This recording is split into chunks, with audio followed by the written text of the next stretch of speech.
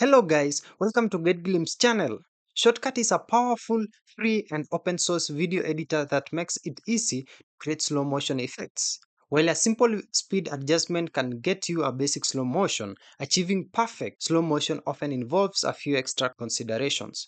Here's a comprehensive guide to creating perfect slow motion in Shotcut. First of all, launch Shotcut.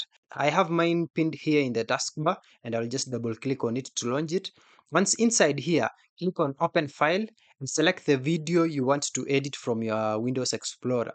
Or simply even drag and drop your video into Shotcut. Now, select Timeline right here below from these two options. Now click on this plus icon to add it onto your timeline. As you can see now your video has been added successfully to your timeline. Click on the video clip in the timeline to select it, just the way you see it here. Now let's apply the speed control filter. To do that, you need to find properties panel right here at the top. We have all these options. But if you don't see properties from these options, go to view and then make sure that you have properties right here and click on it. So now it brings this small window. Find the speed option. It's just right here. By default, it's set to 1 times, which is the original speed. To slow down the video, reduce this value. For example, 0.5x will make the video play at half speed. 0.25x will make it play at quarter speed. So the lower the number, then the slower the motion. Press enter or click away to simply apply the change. You will notice the clip on the timeline will become longer, as you can just note that, indicating it will take more time to play. So play the video in the preview window just to see how your slow motion looks.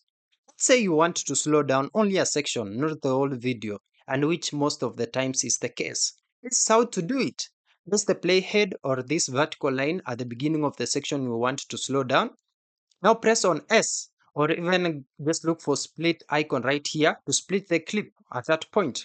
Now move the playhead to the end of the desired slow motion section and press S again or just click on this icon as well. Now you'll now have a separate clip for the slow motion portion. Apply the speed change to the segment the way we did. So just select only the newly split clip, then go to properties panel again and adjust the speed value as described above for that specific segment.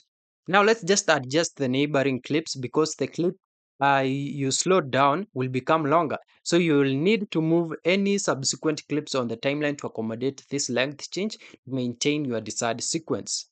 While the above method just works, perfect slow motion often depends on your original footage and understanding its limitations. Here are key factors and techniques for smoother, more professional look and tips on that as well. So frame rate is usually the key, and this is how you will get to understand the problem here. When you slow down a video, you are essentially stretching the existing frames over a longer period. So if your original video has a low frame rate, like 30 frames per second, then when you slow down significantly, like with 0.25 times, each original frame will be displayed for a longer duration, making the motion appear choppy or jerky. This is because 30 FPS load by half is 15 frames per second, which is generally perceived as choppy. The solution to this is for truly smooth slow motion, start with footage recorded at a high frame rate. For example, 60 frames per second or 120 or even higher. So when you slow down a video, the audio associated with it as well will also slow down, so often resulting in a distorted and low pitched sound.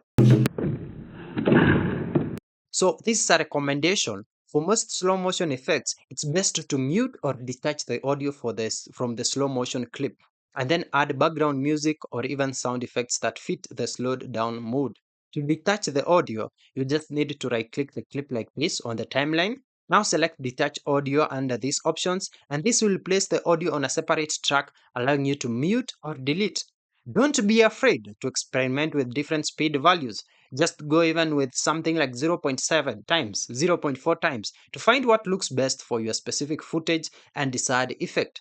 Now preview frequently to just confirm if everything is good, and if satisfied, now go to File and then to export video or just click on export right here and choose your preferred format and settings, and once done just click on export. Yeah, that's it. Thank you for watching. If this video was helpful, then please leave a like and subscribe to my channel for more videos like this.